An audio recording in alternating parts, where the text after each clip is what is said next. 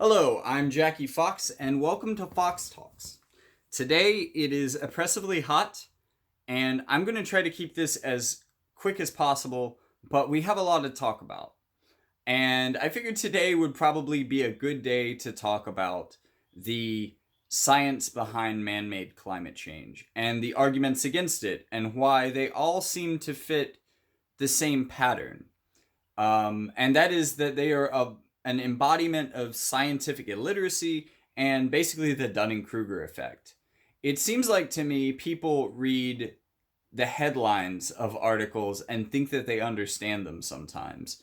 Or in more nefarious cases, there are,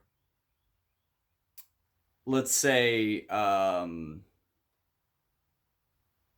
fuck it, we'll just call them fake news. There are fake news sites that like to cherry pick certain parts out of studies and try to make it seem like they disprove climate change when in fact they don't if you actually look at the study. Um, so this is actually a debate that I had online in text in a comment section, and I kind of got dogpiled because I do most of my debates on a really Republican heavy, really right wing heavy platform. So I got to hear a bunch of different arguments, and I was introduced to a lot of different arguments that I had never heard before. And in doing the research to rebut them, I actually learned quite a bit about man-made climate change, and there's a lot of things that I find really fascinating about the idea of climate change. So let's start with one of the more basic arguments, and that is that the Earth has major climate cycles, and that the temperature on the Earth shifts based on those cycles. There's nothing we can do about this, and that's what's going on. Human behavior has absolutely nothing to do with it. So, one of the reasons why this is a terrible argument is that greenhouse gases are the mechanism of climate change in that sense.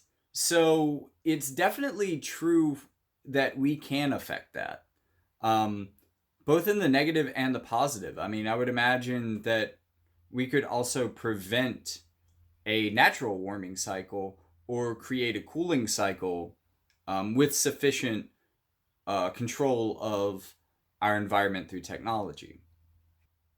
One of the other things that I run into a lot is just a certain level of skepticism, to where people will find like one scientist that disbelieves what the general group of scientists believe, and all of a sudden everyone else is a liar and this person is the only person you could trust, and I'm the one who's not being skeptical enough. I'm not being skeptical enough because I believe all of these people, and there's this one person, this messiah sort of figure that has the truth and will give it to me if I only listen. But my problem is that those people run really shitty studies, and a lot of times, the funding or the backing of these studies kind of makes you wonder if they paid for the conclusion. But I'm not gonna get too far into that. Let's actually talk some science. So first, and I'm going to post a link to this in the description, I found this really nice video that I thought would kind of be a little baity. It's an 8-year-old with a climate change science fair project that is actually really good. Um, and I just figured that if an 8-year-old could demonstrate these principles easily enough with mason jars, that I mean, it should be pretty easy for us grown adults to understand. But a couple of the arguments that I heard when I started talking about CO2, one of the first ones was that CO2 isn't the most potent of the greenhouse gases. And this is absolutely true. But it's absolutely also the reason that we ban things like chlorofluorocarbons. Chlorofluorocarbons. Pretty sure I pronounced that right. CFCs. And it's also the reason why things like cows factor into the equation as much as they do, because cows produce a lot of methane. A lot of methane. And methane is 30 times more potent as a greenhouse gas than CO2. So even a relatively small amount of methane produces a fairly large effect as a greenhouse gas. Um, but while CO2 isn't like the most concentrated or the most powerful per molecule, it's the one that has almost the most molecules. I mean, it's the most abundant. So, sure, something like methane may be 30 times more powerful, but if there's 1,000 times more carbon dioxide, then carbon dioxide is where we should probably be focusing a lot of our effort. But you'll notice that I didn't say that carbon dioxide is the leading contributor to climate change, at least right now. Though it seems to be the most correlated with Arctic temperatures based on core studies. That's something that we found to be incredibly consistent over like the last 420,000 years of observable time via these ice cores. But currently, what we're seeing is that water vapor is actually a big contributor to the global warming effect and is, in some ways, the most effective greenhouse gas. And that brought a couple people to say, well, CO2 is BS because water vapor. That's, again, very misleading because there's a lot of reasons that even though it may be the most abundant, that in a big picture sense, it's nowhere near as important as CO2 is. It's true that water vapor is the largest contributor to Earth's greenhouse effect. On average, it probably accounts for about 60% of the warming effect. However, water vapor does not control Earth's temperature, but instead is controlled by the temperature. This is because the temperature of the surrounding atmosphere limits the maximum amount of water vapor the atmosphere can contain. If a volume of air contains the maximum amount of water vapor and temperature is decreased, some of the water vapor will condense and form liquid water. This is why clouds form as warm air containing water vapor rises and cools at higher altitudes where the water condenses to tiny droplets that make up clouds. This effect actually makes increasing levels of CO2 and other greenhouse gases which stay in the atmosphere for years at a time, opposed to the weeks on average that water vapor tends to stick around, even worse. Because when you increase the temperatures for long periods of time, you also increase the amount of water vapor in the air. And as you increase the amount of water vapor in the air, and the amount of water vapor that the air can carry, that in turn also increases temperature.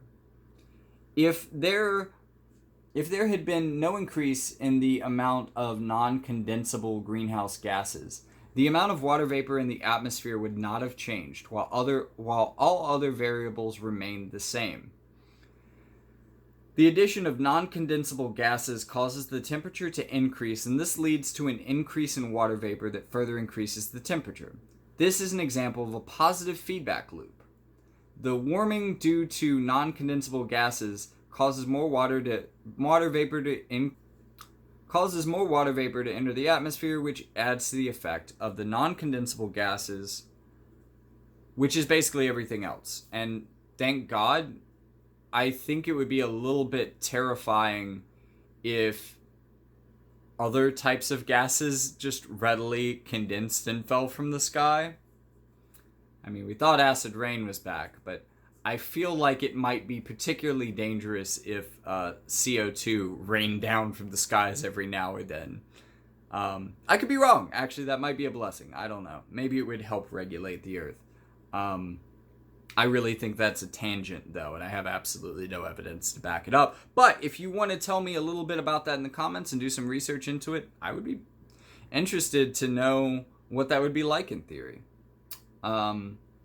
So from here, there's a couple more arguments that come up. One of them actually seems really scientific and nuanced from the face of it, but it's absolute crap. And that is when people try to talk about carbon lag.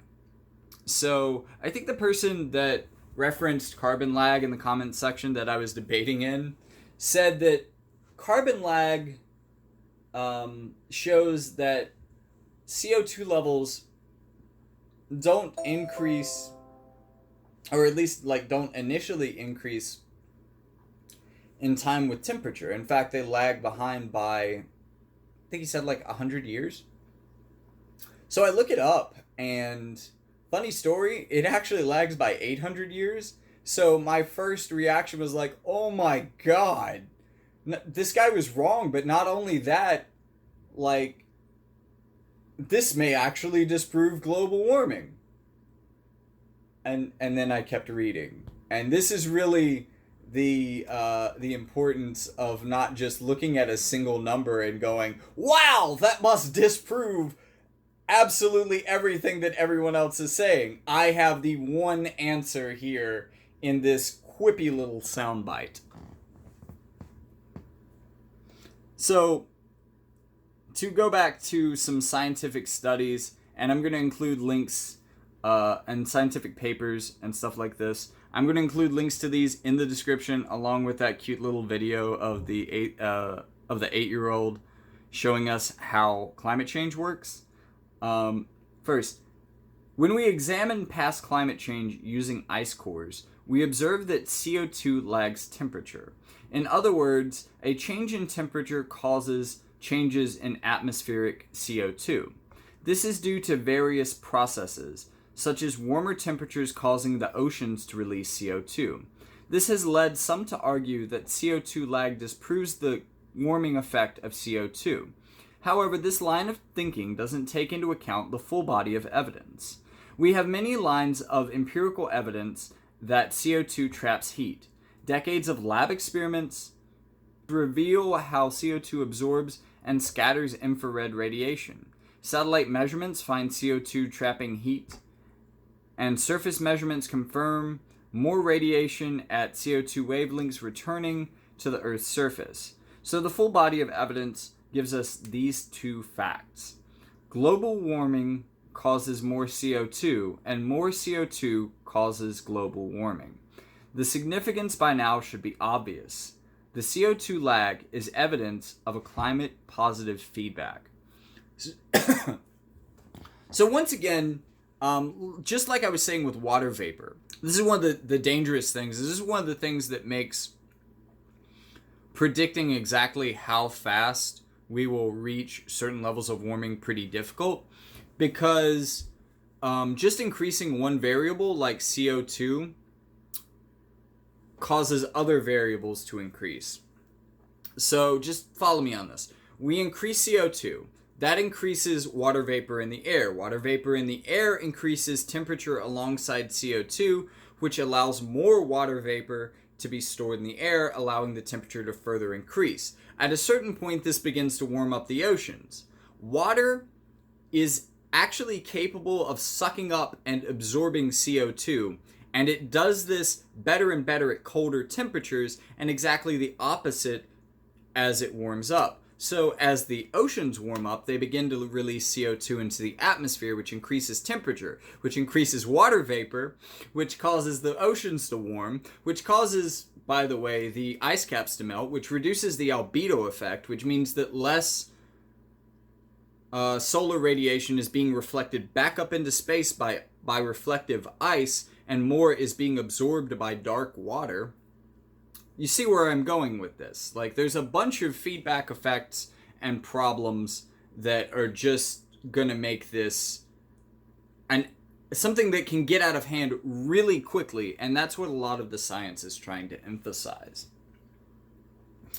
Climate scientist Peter Hillebrand, director of the Earth Science Division of NASA's Goddard Space Flight Center says yes, there's merit to those studies. In the pre-industrial age, the CO2 response to temperatures was that temperature would go up and CO2 would go up, or that if temperature went down, CO2 would go down. And the reason for that is that when the temperature went up, the whole biosphere revved up and emitted CO2. We had more CO2 in the atmosphere. So we understand that process. In the post-industrial age, though, the opposite is true. Increasing CO2 in the atmosphere is leading to increased temperature. So two things happened. One pre-industrial, where temperatures were driving CO2, and post-industrial, where CO2 is driving temperatures. This means a completely different physical biological process is going on here, and we don't understand fully what the consequences of that change is.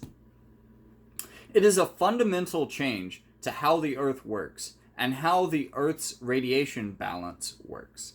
And so, we're very concerned that if we don't see any restraining force on continued increase in temperature due to continued increase in CO2. And that's a problem.